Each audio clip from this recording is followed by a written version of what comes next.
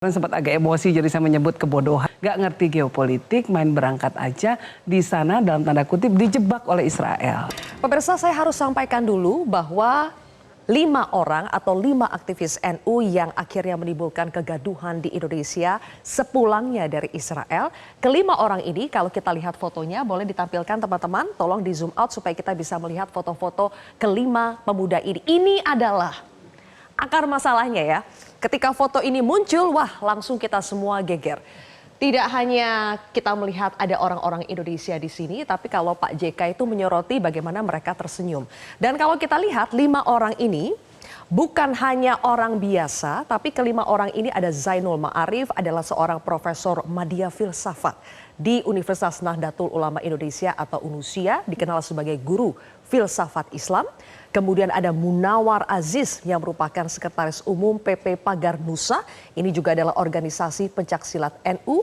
Ada juga Syukron Makmun yang merupakan mantan Wakil Ketua PWNU Banten. Berikutnya ada Nurul Bahrul Ulum dan juga Iza Anafisa Dania. Keduanya adalah pengurus di PP Fatayat NU yang merupakan organisasi perempuan muda NU. Pertanyaan saya Mbak Yeni, dengan latar belakang mereka yang seperti ini, seharusnya mereka paham dong kondisi geopolitik saat ini dan konsekuensi ketika mereka pergi ke sana.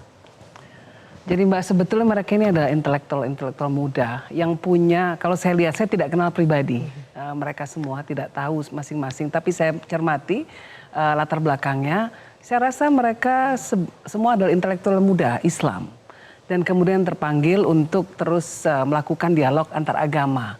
Saya rasa di sana ketertarikannya dengan isu ini. Namun masalahnya adalah mereka tidak paham bahwa yang terjadi di Israel dan Gaza pada saat ini Palestina ini adalah konflik geopolitik. Jadi bukan mengenai masalah agama saja. Nah begitu geopolitik nggak terlalu paham, lalu kemudian berangkat dengan keluguan mereka, ya. Saya kemarin sempat agak emosi jadi saya menyebut kebodohan gitu ya. Mungkin di sini naif ya sebetulnya. Gak ngerti geopolitik, main berangkat aja di sana dalam tanda kutip dijebak oleh Israel. Nah Israel saat ini sangat memerlukan kedatangan orang-orang dan interaksi dengan orang-orang yang dianggap representasi dari negara-negara yang menolak keras eksistensi mereka. Nah jadi kalau ada representasi dari negara seperti Indonesia, mereka senang sekali difasilitasi, diberi karpet merah, dan kemudian bisa bertemu presidennya. Ya. Nah, biasanya pertemuan dengan presiden ya Pak, itu kan biasanya antara orang yang sejajar levelnya di pemerintahan, tidak terlalu mudah bagi civilians, bagi orang sipil biasa, warga negara biasa untuk bertemu dengan presiden. Ini menunjukkan bahwa Israel memang punya kepentingan besar untuk menghadirkan siapa saja, pokoknya yang ada siapa deh, nggak apa-apa deh ketemu, yang penting bisa jadi simbol bahwa mereka mewakili Indonesia dan mereka mewakili Nahdlatul Ulama. Nah di situ kuncinya, itu parahnya di situ jadinya. Jadi ada kerugian besar yang timbul. Kalau saya pribadi melihat ada 3 kerugian besar. Kerugian terhadap upaya diplomatik Indonesia sebagai sebuah negara yang saat ini berjuang untuk negara Palestina merdeka dan sangat keras menolak genosida yang sedang terjadi di Palestina, di Gaza khususnya.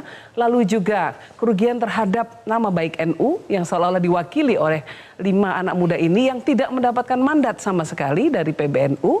Lalu yang ketiga buat saya pribadi adalah karena dikit-dikit bawa-bawa nama Gus Dur, jadi ada juga kerugian bagi kami karena kepergian mereka dan kepergian Gus Dur itu berbeda jauh konteksnya. Jadi ada 3 kerugian di sini gitu yang saya amati. Jelajahi cara baru mendapatkan informasi. Download Metro TV Extend sekarang.